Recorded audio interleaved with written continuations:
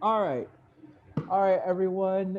Thank you for those of you who are watching and for joining this pre-recording artist talk that we're doing here for Gallery 19 in partnership with Pilsen Arts and Community House for our current exhibition, which is titled The Memory of Things, which is running now all the way through to the end of February. And we are very lucky to have Sam Haring and Dale Knaak here with us to talk about their work and a little bit about themselves.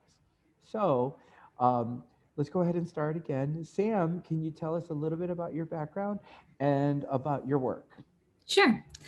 I am a painter. I'm originally from Chicago. I'm currently based in Cincinnati, and I make observational paintings. So my work is always rooted in what I see. Um, I make quiet paintings in what always feels like a noisier and noisier world. Yes. Um, so the current work that's up at the gallery is still lifes, and these are objects that have accumulated around my studio, um, pieces that are functional, things like bubble wrap, tinfoil, empty jars, and other vessels that serve a purpose, but the longer they sit around, the more they take on their own particular personality and they start to hold a kind of memory. Nice. Dale, can you tell us a little bit about yourself and about the work that's currently here at the gallery? I'm based in Sheboygan, Wisconsin. I'm a painter also, like Sam, and our work is very similar in the fact that it's simple objects, simple spaces.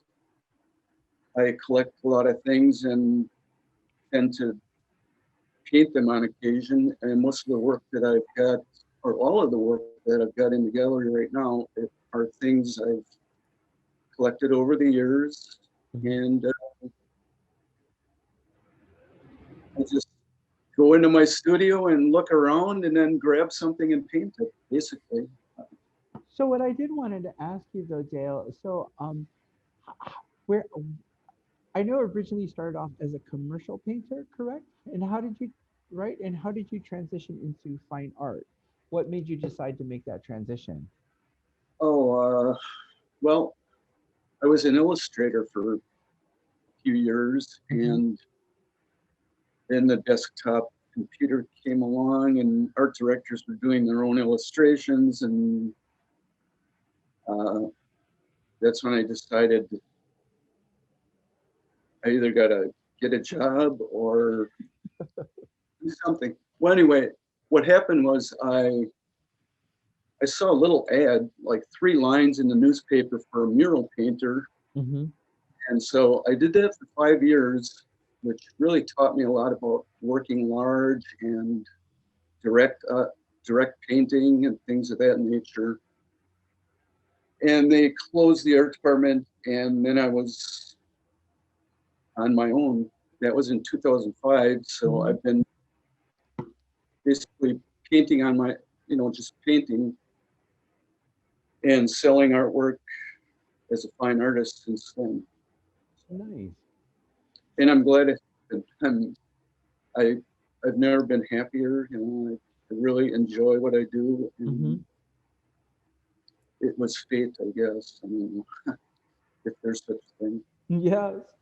Well, I mean, so like the show is called The Memory of Things, and I think that the reason why I um, decided to curate the show around this idea of objects and things is because um, right now, because of course we planned this a year ago, right? But then I didn't think that it would be even so more poignant now about how things and about the things that we collect and the spaces that we live in. Um, and so it just it feels like really kind of a crazy fate that we've put this that I put this show together with you with both of you in a way I think that is really poignant for today because we have to think about the spaces that we live in now. We're quarantined, we're staying home, and every object now has its own importance and significance, whether or not to keep it or not to keep it, right? Um, and so, Sam, originally you started a lot of your work painting baseboards.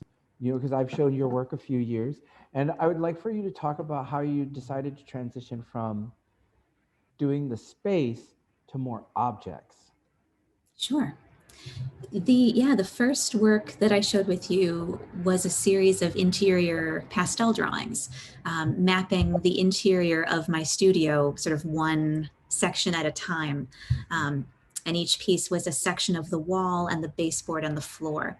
And it was that liminal space that was exciting to me, the between space that is in every room, but that no one ever really looks at. Um, and I'm fascinated by that idea of empty space being full of potential energy and memory. Mm-hmm. You know, the dust on a baseboard, the scuff marks, the paint residue on the wall of a shared studio, all speak to the memory of the people that used to inhabit that space. Mm-hmm. And I'm looking at objects now that have that same memory, that same duality about them, and an emptiness or an absence and a presence. Mm-hmm. And I'm looking to paint still lifes that have that same kind of energy. So the objects I'm drawn to either disappear into their background, like bubble wrap that is translucent or transparent, or tinfoil that literally reflects the space and the colors around it and sort of dissolves into the background. And I'm also excited about objects that are in between use. Things like vessels, boxes, or jars, bowls that are designed with a purpose, but when they're set up for a still life, they're not currently being used for their intended function. And so, sort of a Heideggerian moment of, is the bowl still a bowl if it's not being used? And Yeah. what does it say to paint that, you know, that object of utility? But I also kind of say it goes back to, so I feel like it's a natural transition for you to do the objects, because if you think about it, when you were originally talking about your baseboards and how it's like the essence of the room, the objects that I'm wondering, is it that the objects that you're painting are those objects that are left in your studio? Is it still have the same connection to the space? Is that where you decided to make that leap into objects? Absolutely, yes. These objects are part of my studio detritus. They accumulate in the studio. They're things that I use on a daily basis, Mm-hmm. and so they're things that I see every day. And they are part of the portrait of the space in the same way that an interior would be. Nice. Well, Yeah. so, but that's kind of, that's totally different now from Dale's work. So Dale, you're a collector of objects and of things, right? So what's your connection originally to the object you're collecting, and then, in essence make a portrait of that object? So how did you decide to jump into that? Uh, you know, I started by just collecting things. And when I found out what the name of this show was, The Memory of Things, I thought, well, that's just perfect. You know, it's because the things I tend to collect I collect a lot of things from my childhood that remind me of my childhood. I don't know why. And I'm really attracted to mechanical things for some reason, like heavy objects, but well built and retro, they call it, or mid-century modern. I collect a lot of mid-century modern furniture, which I need to get rid of. So if you want some, let me know. Anyway, Paint it before you get rid of it. Yes. But but like, so like, right, so like with this show, I did notice that you did a lot of phones, which it's kind of interesting because a lot of people who've come to view the show are really attracted to to the phones. And I can tell you that the first comment that we always get is like, oh, I've had a phone like that, or my mom had a phone like that, or I remember my grandmother having a phone like that.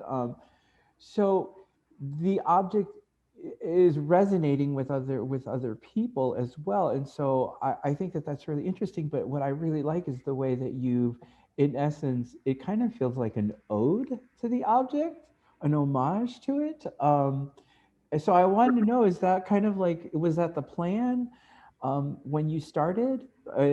Or did you not have a plan and you just were like, I'm going to see what happens? Um, well, the very first one I did was a large red one, and Hmm. that was basically I taped oil paper up to the wall and said, I'm gonna really look at this thing. I drew every little ellipse with a little box around it, and just Hmm. totally against my nature to do it that way. But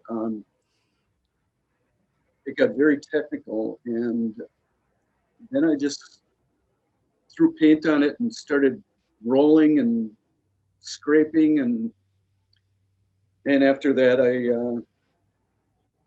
it it really changed parts of the way I work. So Hmm. why I did it, I'm not sure. It was my friend's phone, and it was in my studio, and it was sitting around, and I always intended to paint it, and I just painted it. Hmm. It doesn't have any personal significance, I don't think. Hmm. And But he gifted it to me for my birthday, so that but was I but I mean, like, as far as because I mean, like, they're rotary phones, right? So right. obviously you can't use a rotary phone now, right? So why? So is the object more about a memory to you, or is it? I think it's kind of Hmm. it's it's hard to explain. I just remember those phones when I was a kid, and Hmm. I still remember our telephone number from when I was a kid. You know, that's which is weird. I didn't even realize I knew it until I thought about it, and it's like, oh, I remember our number, you know, and it was always the same number. So, Hmm. uh, and I never had a phone like that when I was a kid. I was hung on the wall, and so Yes, and so the one thing that was wondering about, so we have, so with your show, with your grouping of work, we have the objects, like we have the clocks and the pencil sharpener and the tape dispenser, but then we have the portrait of the sink. oh right. How did that, I mean, because like as we were putting the show together, I felt like, yeah, that works really well, and it does work well with the exhibition. But I'd always meant to ask, what made you decide to go with the sink instead of yet another object?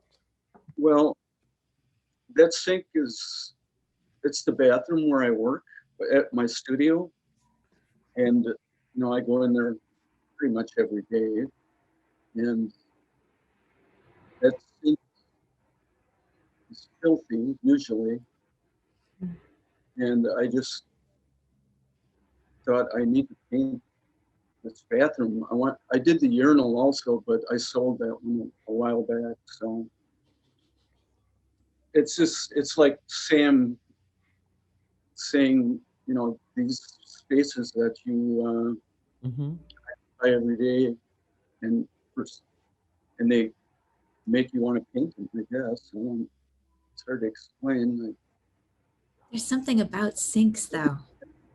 Yeah, because Pardon you me? also did a sync series too, Sam, which when I saw Dale's sync, I automatically thought about when you were doing the pastels of your sinks in Right. the previous studio space that you were in, right?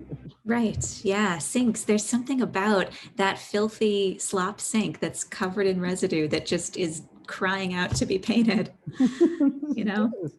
Uh, so I want to kind of switch a little bit of gear when we let's talk about the materials and that you guys are using. So for me, when I saw Dale's, well, so Sam, I know that your work is always done on paper, but then when I was originally looking at Dale's work, I actually thought that that was on canvas. So why do you decide to use paper as a painting surface? Because Sam, also the same question for you as well, because we have a small grouping of oils on paper that you also did for the exhibition.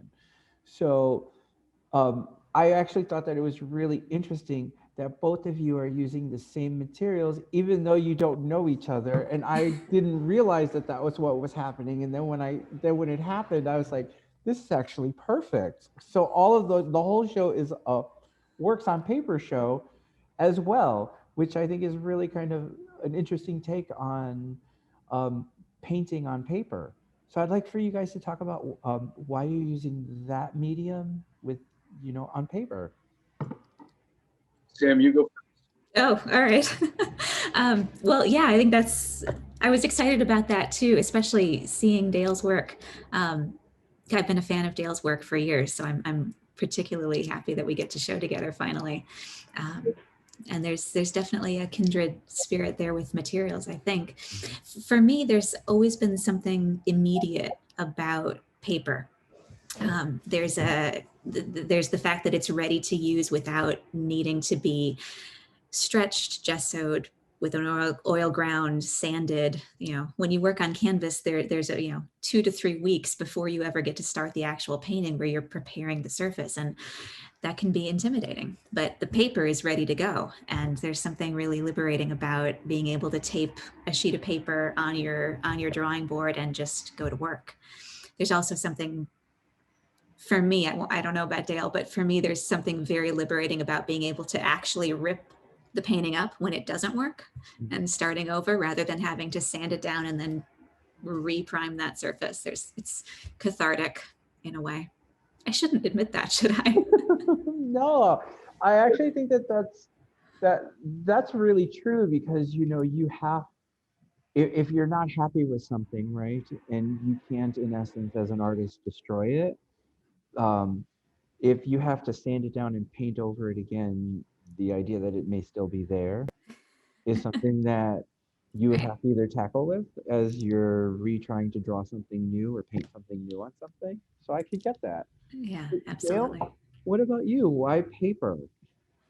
Um, well, for the longest time, I would stretch my own canvas, and I would never buy a canvas. I would always buy stretcher bars and big rolls of canvas and stretch it and gesso it, and then I came across this oil paper, and I thought, well, I'll try it. And once I tried it, it was like, the thing I like about it is you can paint on it, but then you can take a pencil and draw on it, and it takes the charcoal or the pencil really well. You can work back and forth with the paint and the drawing, Mm-hmm. and it just feels right. And it's like Sam said, you can tear it up if you don't like it. Mm-hmm. What So I usually do you do anything to the surface of it, to the paper, or are you just drawing right onto the paper? just write on the paper. It's called oil paper, and it's sized somehow. I don't know how they do it, but Mm-hmm. so it's ready to go. And I buy big rolls. I buy like 51 inches by 10 yards, and Wow. I tear pieces off, and um, it's very economical. Oh, that's exciting. I'm using the same paper, but I've been buying it in sheets. I didn't know it came larger. Yeah, you can buy a 10-yard roll. That's So awesome. Okay, that's my next purchase. So, well, and so Sam, but you're also using pastels as well? Are you using the same paper for pastels? No, I'm using a printmaking paper for the pastels. I use Reeves BFK, which Mm-hmm. is 100% cotton rag printmaking paper.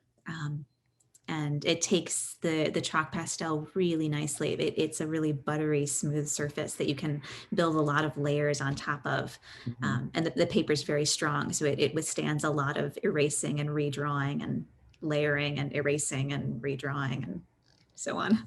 Well, yeah, because I think that that was the one thing that really interested me about your work initially when I saw your work, Sam, was that you were doing a lot of things in pastel.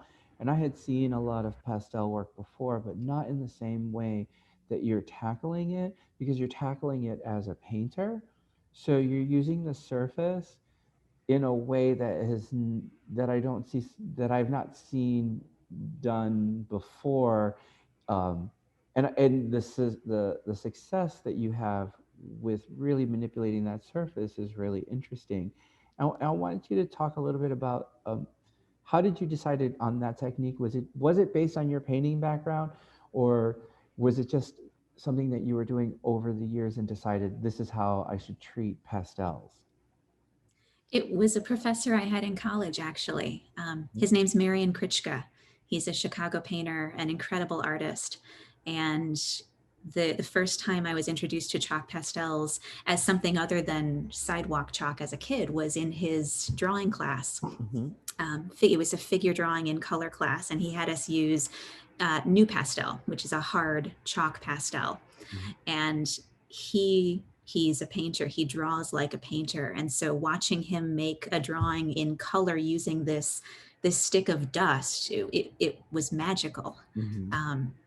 And so that's where I fell in love with the material, and I've been trying ever since to live up to the standards that he set for us. Nice. Well, and Dale, see, you also, as with your work, there seems to be a lot of, you're creating surface with your paints. And how are you going about doing that as well? Are you doing that as well by manipulating the paper, of adding layers and taking them off and putting them back on? I didn't understand that. No, Could you? I asked about, like, how, because the surface on your paintings remind me a lot of what Sam is doing with her pastels. And I wanted, because, as I was curating the exhibition, I knew that I wanted it to be, objects, but I also wanted the same kind of way that you guys are, dealing with the surface of your work. Okay. Because I think a lot of the beauty of the paintings that you're doing, Dale, are the surface as well, as well as it's well composed, but the use of color and technique that you're using. And I'd like for you to talk a little bit about what it is that you're doing on there, to kind of help people understand as they're viewing your work. Well, I've been really conscious of using transparent colors and getting transparency into my paint, and then building layers rather than just putting it down and letting it alone. Mm-hmm. So one thing I've been doing is I bought pigments, and I've been mixing my own paints to get a certain consistency and transparency. So I use some of that, and then I've been, to build up the layers, I've been rolling it on with a roller and scraping it off. Oh, okay.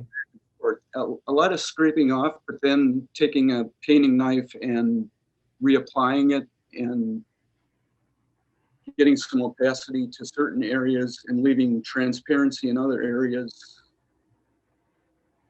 And I don't know, you noticed I've been like violating the edges a little bit. And I did that especially with the phones because I felt like I wanted to get kind of a feeling like the phone was ringing. I don't know if it translates or not, but almost animating the object a little bit. So. Well, yeah, I noticed that, but I wasn't thinking of it as ringing, but I was thinking of it more as, the object felt more ethereal, even though it was sitting. Like, idea that you distressed the edge of the phone and it kind of bled into the background really kind of added something, I think, to the work, as it is an older object. It's an object that is outdated and antiqued. I also was thinking how it's kind of a faded memory thing. And when you Yes. memory of things, it was like, well, that's just perfect. So. Yeah, I mean, I really liked the way you kind of you've added that quality to this series, because it just ties in with the two of you in the show. The show becomes really cohesive, looking at the work from two separate points of views. Because Sam, you also do that as well. You kind of blow out the edges a little and make them softer, and don't go back in and add detail. And what's your reasoning behind distorting the edges? I For me, that comes from trying to situate the objects in space. I'm as interested Mhm. in the empty space around the object as the object itself. And so when I paint a still life, I'm always thinking about not just getting the object right and making it look convincing, but how it behaves in context, how the edges dissolve in Mhm. certain areas, how they fade into the background, or how the colors of the surrounding wall and table affect and influence the colors of the object. So that flickering and that dissolving is always a really exciting painting moment. I like playing with the space and the edges in that way. I love how Dale handles that with those bold scraping and really vibrant colors. Mhm. Um, I'm not as brave. I tend to go a little more subdued with my palette, but I am interested in the same thing, trying to unify the object and the space. So I also think that scale has a lot to do with both of your works. So I know that Dale, we were very lucky enough to get the two really large phone uh, portraits that you did. Um, and I know that you normally work a little bit larger, and you said for this show you also did the smaller phones that we also currently have at the exhibition. And what made you come down to that size? Was it that you were thinking about the space, or was it you were thinking about pushing your work a little bit further? Why did I go to that the Size. small? Mm-hmm. Because you told me to. Well, I did say that. Did I say that? I might have. I get Always kind a of good boss. answer. I know. I always get a little bossy. I forget I do that. Anyway, But you said 23 by 23, and my paper was only 22 wide, so I went 22 by 22. 22 by 22. Okay. But that okay, so yes, I might have said that. I might have really said that. I'm sure I did. But my question then would be, how did you feel about coming to that size then? Because normally you do larger. Um, I was fine with that. Hmm. It's sometimes for me, it's good to have a couple rules set down because I tend to go all over the place otherwise. So Hmm. um, it helps. For me, it helped with my focus a little more. Hmm. Just have, I like to do objects that are generally I'll do them to scale, but I don't know if I worked to scale on all those. I don't think I did, but Hmm. well, not the same for sure. But so that helped me with focus, um, how to do them. You know, Hmm. it helps with the composition. It helps with um, what I put in. You know, I would put a few little other objects with like a roll of tape or Hmm. hanging on the wall, and it helps me to compose. That's the toughest part of those, or figuring out the composition. I think for me that's really a challenge, and I spend a lot of time um, moving the object around and moving the lighting around and adding things and taking things out. And it's it's a weird um, it's a weird thing to try and figure out for me. I don't. It's difficult. I find it really difficult, but the fun part is painting it and drawing it and things like Hmm. that. So with the, that's actually really interesting, you know, the idea that you're saying that it's really hard for you to kind of come up with the composition. And are you trying to look, ultimately, are you just trying to get, like, when you add objects, are you like, okay, does this feel right to me? Is it, what is that what you're looking for? You're looking for this moment where the still life is, you've created the connection that you've needed? Is that what you're Well, looking for? sometimes there's a space that needs something, you know. It's Hmm. and the challenge is to find how do I fill that space, or how do I balance this the way I think it should look, or Hmm. flowing correctly, or you know, it's that's the big challenge for me. I mean, it really is. It's the hardest part of what I do, is just figuring out how I'm going to do it and Hmm. how to do it. See, but I actually think that that's really great. Well, it's great and interesting that you admit that, because I think that a lot of younger artists who are coming to look at your work have these questions, and you know, maybe they're also not, you know, willing to say, oh, I have a really hard time coming up with the composition. You know, especially when you get a painter who wants to paint directly from life and not do something that is like either computer generated or a sketch or things like that, because those are other ways to paint these days. So I think that that's really great that you talk about that, because I also think that sometimes, Sam, you had that same challenges as you're adding objects to the baseboards that you've been doing. Because I know that when we talked about this show a year ago, right?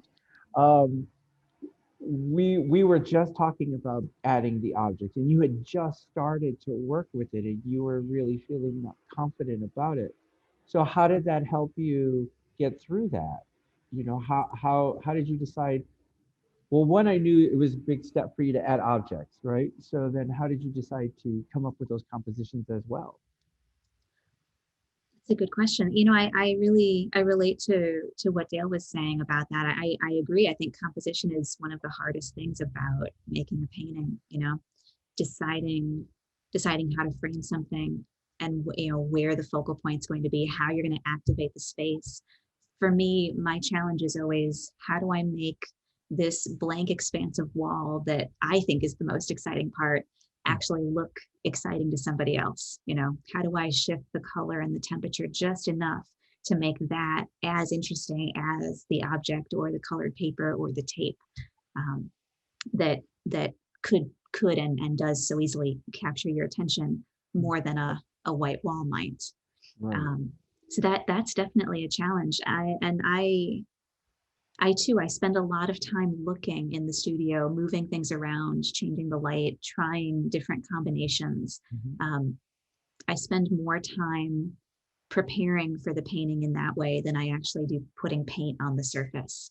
um, and that's part of the process. It's part of the making of the painting for me, even though it doesn't always feel like productive studio work, but it's just as important, and sometimes harder than actually mixing the color and putting the mark down on the paper. Well, yeah, I think that uh, I believe that that's one of the hardest things to being an artist, is to finally figuring out the point of view and the voice in which you're working with. Once those two come together, I think that's where the magic happens at creating art. You know, it's that the meeting of the two is where the viewer's emotional connection comes into the work. You know, when they look at a piece and they're like, "Oh my God, I love that," and I don't know why. That's what they're reacting to, is the combination of what the composition is going to be, how things are going to do, and how you're connecting to that as an artist. So I get that that's why it's the hardest thing.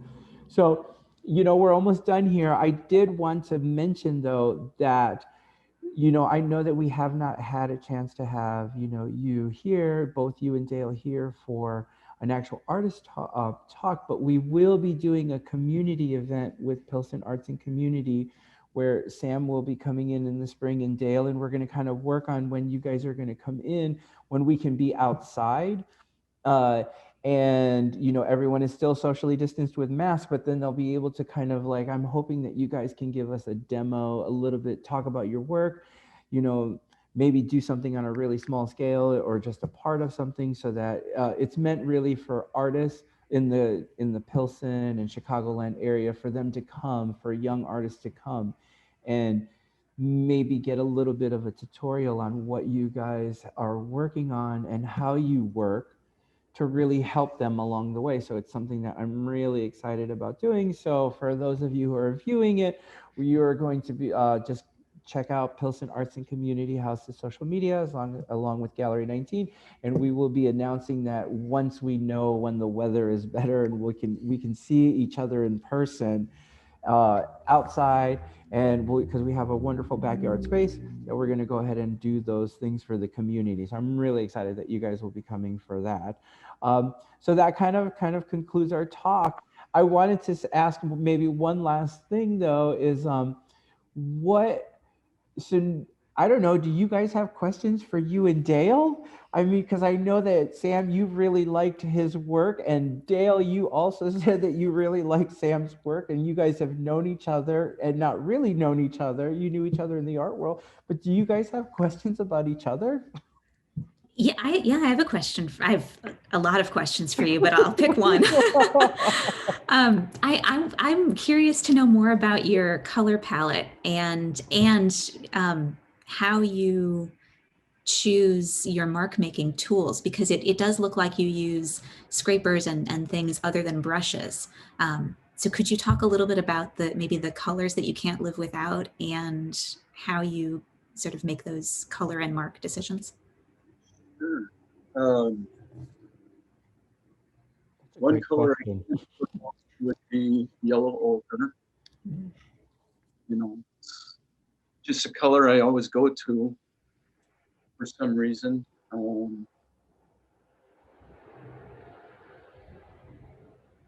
I've been really experimenting a lot with different colors. So, like I said, I've been mixing my own paints just to familiarize myself with different pigments and colors and how they work. And so, you know, another color I really like is naphtha red. It's the color of the red foam. And when I used it, I was like, this is the most brilliant red I've ever seen in my life. And it's beautiful. So those two colors are really something I like to use a lot. Occasionally I'll use black as a blue, you know, like an ivory black, or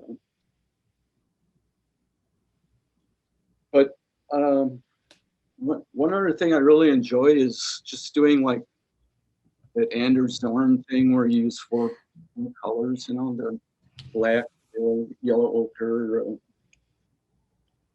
or red and white. And that's so much fun to do. And Sam, a lot of your work reminds me of, like, you must have a real limited palette sometimes.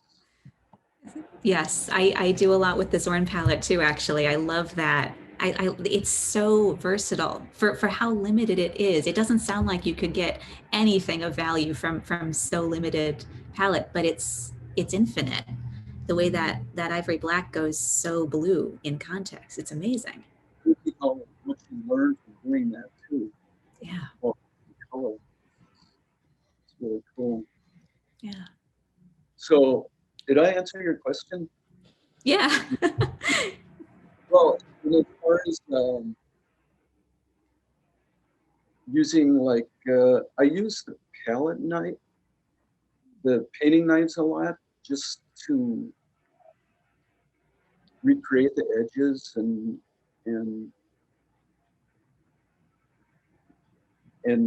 lay down flat surfaces. And I've been experimenting with rollers and just kind of rolling. And the nice thing with the rollers is that you can get real transparent and come back and build it up again. So it's kind of what I've been doing is doing a painting and getting it looking finished, and then I'll take the roller and just roller over the whole thing and mess it all up again, and then come back and rework it. And it's not only is it fun, but it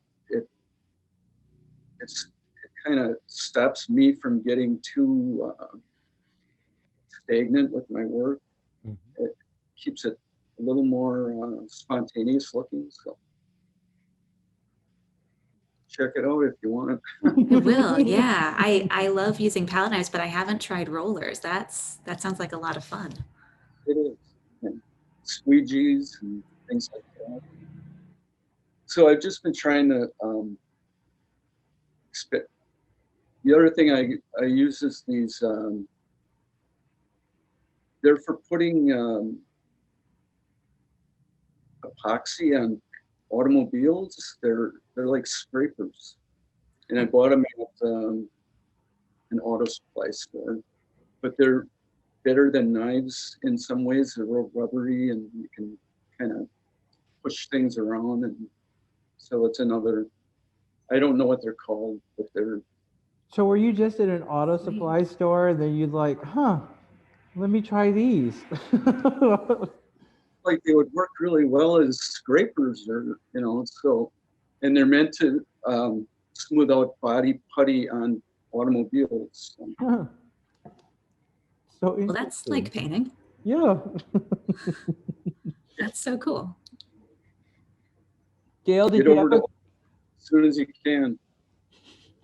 Dale, did you have a question for Sam before we finish our talk?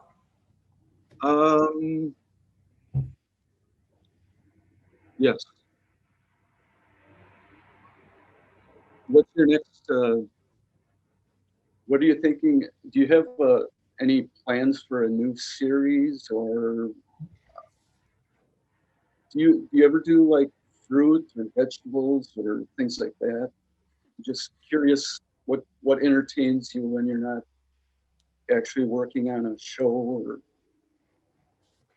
doing something with purpose. Yeah, totally. Yes and yes. I'm working on, right now I'm working on some slightly larger paintings where the objects are the same size, relatively small, but there's much more space around them. So it's more, I'm hoping it's more about the supposed emptiness of the space around this little object portrait.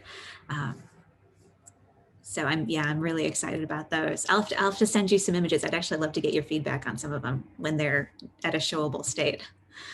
And yeah, for fun, I do all kinds of things. I'm teaching a color class right now. So for fun right now, I'm playing around with Color Aid paper.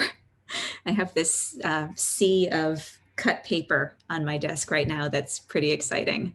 And I did paint a fruit not that long ago. I painted a persimmon that was just for fun before I ate it, because there was something about that red actually that was just screaming to be painted. Okay. Yeah. Well, thank you guys both for participating, and I'm really excited. And just as everyone knows, they can swing by and see it here at the gallery we're till the end of February. And we're open, of course, Thursday through Sunday from 12 to 6. We also do by appointment as well. So if you don't want to come in during normal gallery hours, you can always set up a private viewing. So thank you guys so much. Thank you. This was a blast. Okay, let's go ahead and start.